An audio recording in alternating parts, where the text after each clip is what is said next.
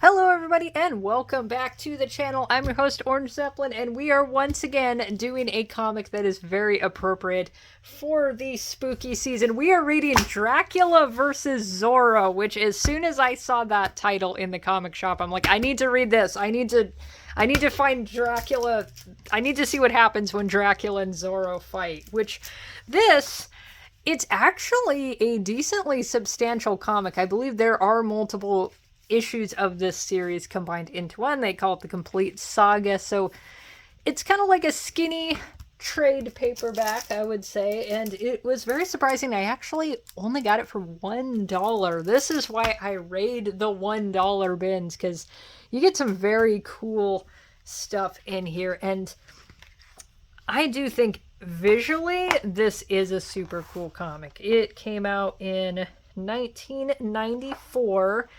I'm sure I've made a joke on this channel during doing comic reviews about 90s comic art sometimes not being super great, but the more I think about it, the more I realize there's a lot of comics that I love that all came out in the 90s, so maybe I don't know what I'm talking about and I'm just talking out of my ass here, but I mean, the 90s had some bad comic art, but the 90s had some fantastic art. With all eras, it's going to be hit or miss, but I would definitely call this one a hit. I really love the contrast in the illustrations.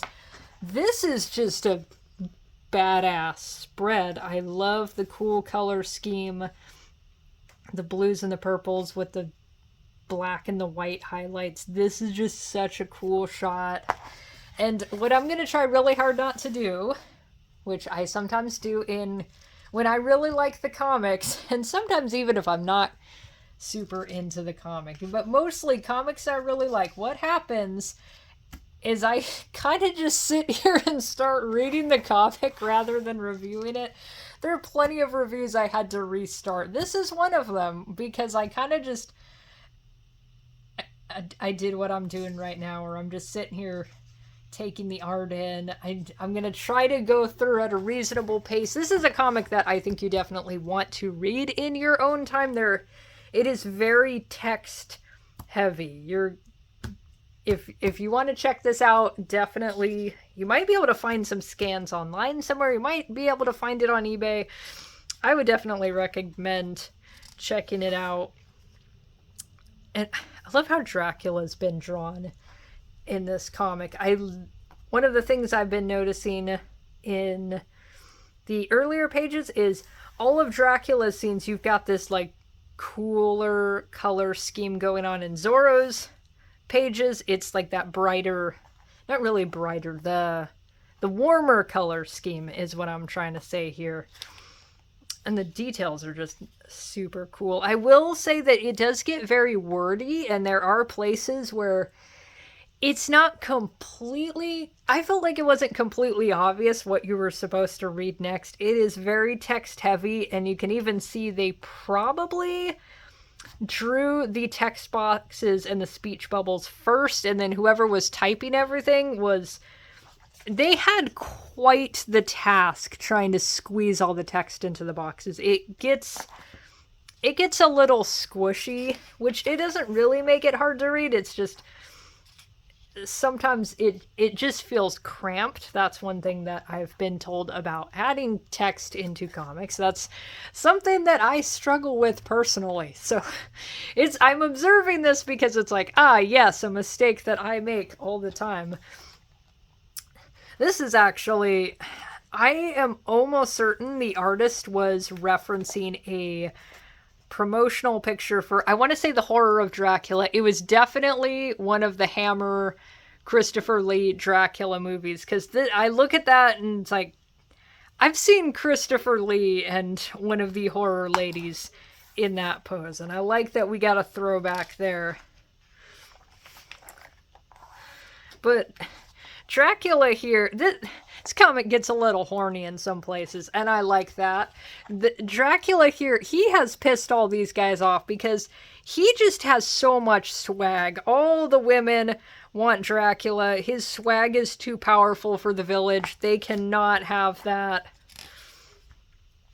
But what's going to happen here is Dracula's swag is going to face off against Zorro's swag. It's going to be a total swag off.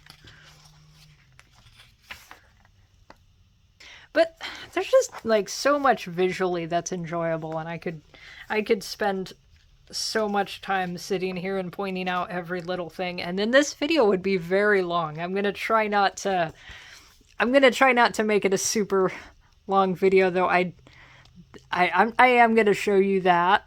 God.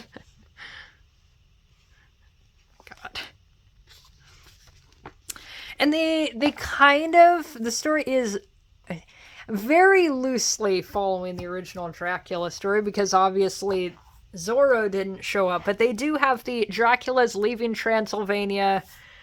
He's on a boat and they have the boxes full of dirt sort of thing. And I think Dracula adaptations work well when they actually do kind of stick with the original story and don't do anything completely bonkers. And I am saying that as somebody who loves Dracula AD 1972, which is very much bonkers. They put Dracula in the most painfully 70s movie imaginable, and it's amazing. It's better than Satanic Rites of Dracula, which is, what if Dracula is now a businessman, and this is a spy movie now? That was a little too bonkers. I like when there's a focus on, can we kind of tie this back to the original story? And this lady here, she is going to be our main plot point, I'm gonna say, because she is the lady for which Dracula and Zorro will be having their battle over. Their battle of swag.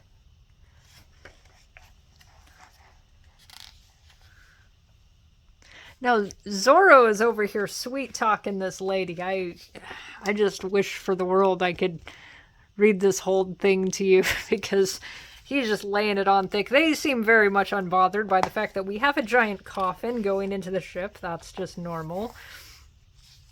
And again, just the color schemes are so...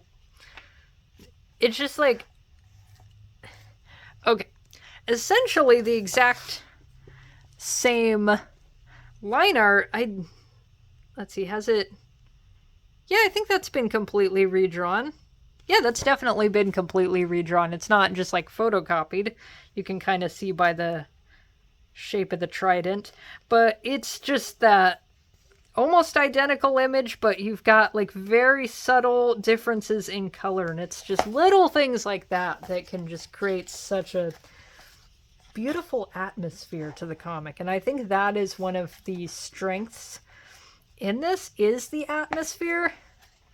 Now this is where the battle begins, because now Dracula and Zorro have met, and they just found out, hey, wait a minute, we're both interested in this same lady. And so the battle of the egos has begun. But our man, he's not going to let that slide. He's got a bad feeling about the whole thing, so he is going to get Zorro'd out. And this is really where I think the horniest part of this whole comic, we are even using the word penetration here, stimulation. Oh my goodness, it's really worth it. I know this is probably the 20th time I've said this. This is so worth it just to sit here and read it all. This lady, she is having a moment being bit by Dracula. And I know I keep bringing up Hammer, but I love the Hammer Dracula movies. Some of those ladies, they are... Christopher Lee rolls up and they are into it. Very, very into it. And I absolutely love it all. I like that abrupt jump to the warmer color scheme there also. It is just such a cool comic. Okay, but we've also got a very abrupt transformation here from Dracula. I don't know if you'll see you've got the to be concluded. I don't know if this was the end of presumably the end of the first issue here. I don't know how many issues this is compiling, but like I said, I'm going to try really hard not to just like comment on every single page and how cool it is, but I'm kind of doing that. Which Zorro's barely avoided a bite here. It is a mere scratch. Now at the same time, Zorro does survive, so he has been merely scratched by Dracula's teeth. He has still come in contact with Dracula, and apparently that's perfectly fine. But this chick, she's about to turn into a vampire from drinking her own blood. And I'm not sure where the logic was there. I know in the actual Dracula story, you can drink Dracula's blood to turn into a vampire. Pretty sure that happens. I know in one of the Hammer movies that happens, or at least almost happens. I'm not sure where that she has to drink her own blood is gonna logically work out. But again, the horniness continues. I love it. And Zorro's not having any of it.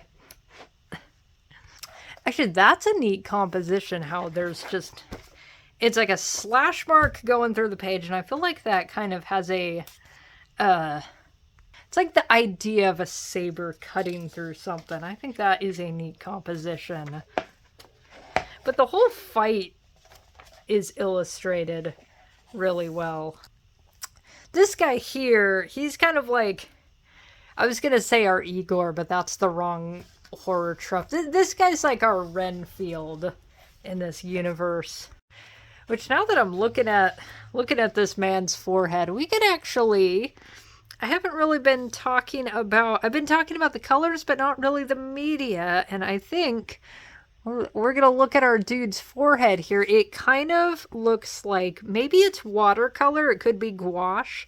But you can kind of see some brush strokes there. I really like when you can actually see the texture of the paint. It adds a more interesting human element to the painting, to the colors, and it doesn't look quite as flat as some coloring tends to look in comics. I like when comic coloring is painterly and when it looks like a human being drew it. Which is, I do really like traditional art. I'm always a big proponent of traditional art.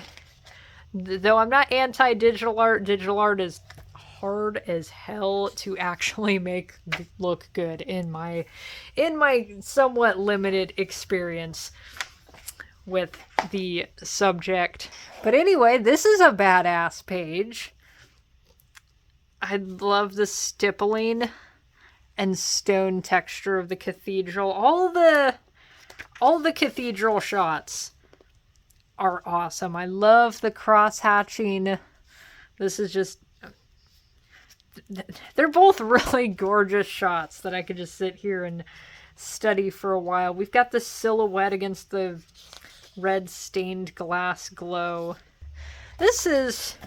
Now that I'm thinking about it, this is pretty interesting because we are in a cathedral and Zorro has passed by what is supposedly the crown of thorns worn by Jesus and 2 pieces of the cross on display here. And according to one of the Hammer movies, it's just the sight of any cathedral, anything, is enough to cause agony to Dracula, but it does seem like Dracula has to suddenly notice that they're there, because it's one of the movies where Dracula, he's hiding out in a church, and then maybe he's been staked, and all of a sudden he seems to realize, oh, hey, I'm in a church, I'm surrounded by religious relics, and that's when they start causing him complete agony. But it seems to be, he needs to suddenly become aware of them. So maybe Dracula has walked by the crown of thorns,